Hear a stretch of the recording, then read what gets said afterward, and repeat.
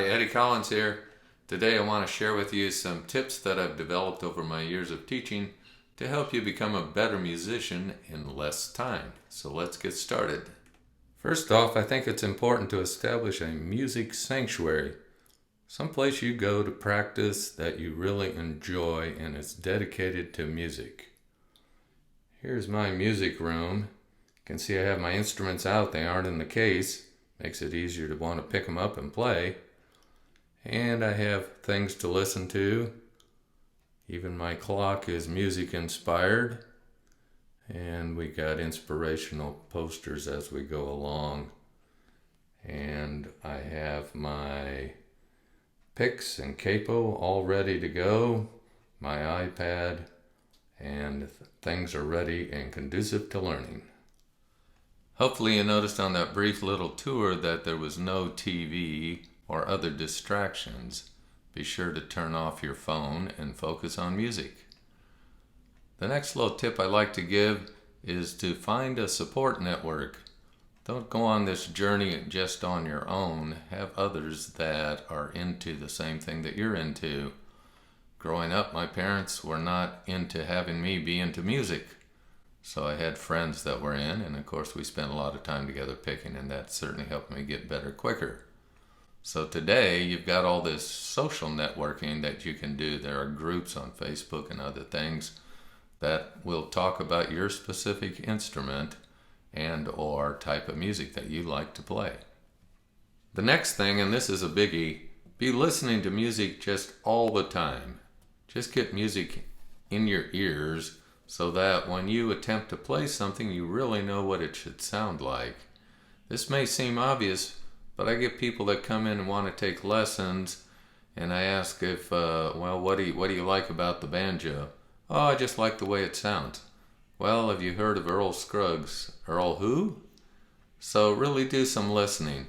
When you do that listening, you should get it to where if you're going to learn a song, you can hum that tune, even if you aren't a great singer, feel like you can't sing on pitch. I want to work up this old little blues riff that started off Memphis, Tennessee. I know it goes dan dan dan da da da. So then I can find those notes and realize that I'm hitting the right notes, making the right sound.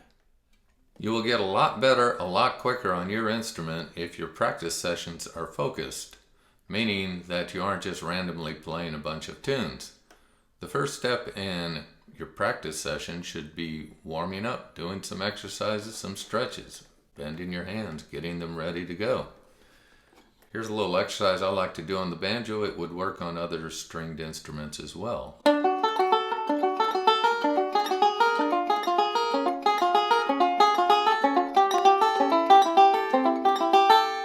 See, as I go along, I keep making a little bit bigger stretch, so within just a minute or two my fingers are all stretched out.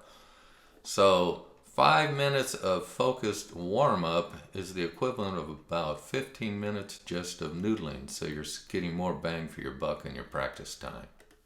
The next step in my practice session would be to play a simple song or two, and at that point I'm warmed up and ready to go and dig right into whatever it is I'm studying at that particular time.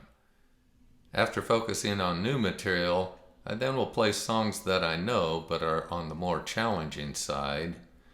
And then as I wind down my session, I do a few cool down songs, which are going back to some easy songs. I always want to leave myself feeling like I had a good session, so I'm ready for the next time.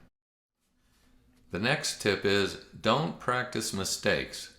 This may seem obvious, but you'd be surprised how many people just keep playing the song over and over again, even though there's a trouble spot, thinking it's somehow going to magically work itself out. It doesn't, so what you need to do is pinpoint the trouble spot and work on it. The song I've been playing here with my students lately is called Clinch Mountain Backstep. And you can see I've circled what is the trouble spot for most of the students. So you can put that in a loop and just play it over and over, get it worked out. It goes like this. And I can just go back to it again.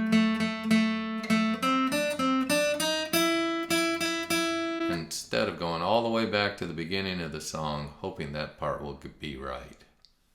For you stringed instrument players that use a capo, the tip here is to practice with the capo on in the correct position so that when you get into a jam or play with other people, you aren't all of a sudden having to refocus on where the dots are supposed to be. The next tip comes to knowing the chords of any song you intend to play a solo to. You'd be surprised how many people just work on their solo, they get together to play with somebody else, and they get through their solo, and then lo and behold, everybody else keeps playing, but you have no clue of what to play. So learn the chords to the song. The other thing it will do, like in the case of a mandolin, here's the song A Shokin Farewell, a very beautiful song. Here are some single notes.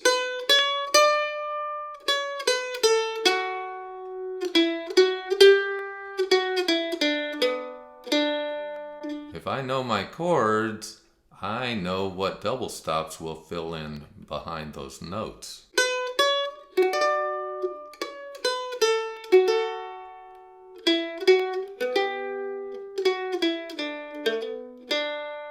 So know your chords. The next little tip relates to chords as well, and I call it fear not the numbers. And by that I mean a little bit of music theory goes a long way. You don't have to get too deep into it, but if you know your chords by numbers, especially 1, 4, and 5, you can play a song that one person has learned in maybe the key of G and turn around and instantly play it in another key because you'll know the 3 chords that go with that key. Knowing your chords by numbers is also very important when you play with different instruments, as the mandolins and fiddles, they like the keys of D and A, whereas a banjo certainly loves the key of G. You get to where you're playing with horn players, well, they favor keys like F and B flat, so being able to switch is great. This next one I call Fear Not the Metronome. And by that we're talking about being able to play to a beat. There are those that can learn to play with a metronome, and there are those that, well, you just kind of don't want to play with them because they can't keep a steady beat. When working on a fiddle tune, I first will set my metronome to quarter notes, and being that fiddle tunes are mostly eighth notes, I'll play 2 notes per click.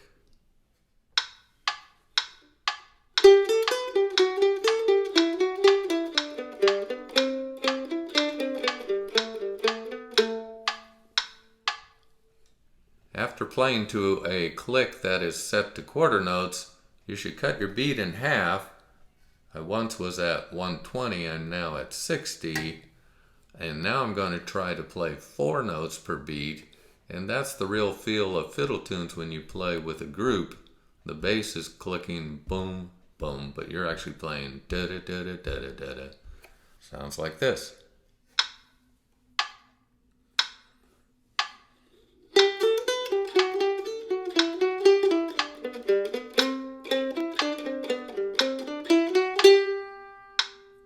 Nowadays, of course, your metronome can also be an app that plays the chords for you as you go along.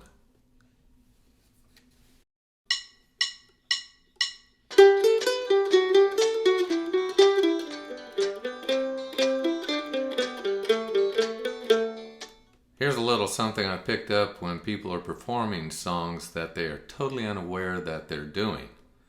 Once the attention is called to it, they are surprised at how often they do it and how it gets in the way of them being able to perform a song without making mistakes.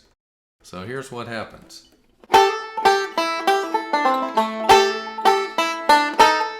Whoops. Whoops. So I have a saying amongst my students, no whoops.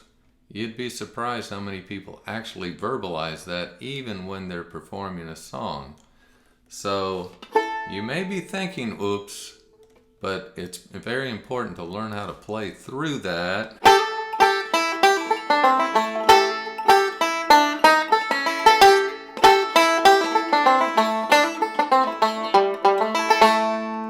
And you will have a lot less oops. The other thing that goes along with oops is that when they do the oops, they shake their head this way.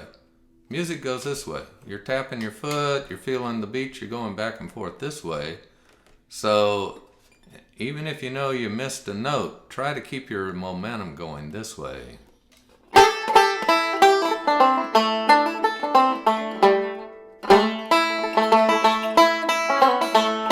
You'll be able to get back with the beat, forget about what happened, you can't fix it, you just keep moving on.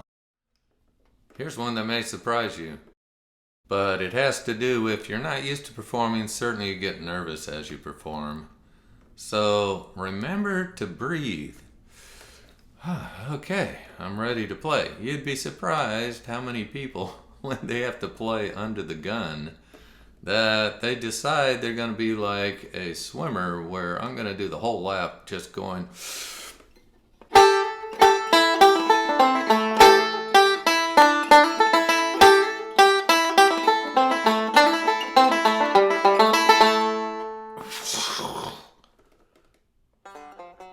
Well, hopefully you've enjoyed my journey of sharing some insights with you as to things that I've learned along the way that helped me become a better musician.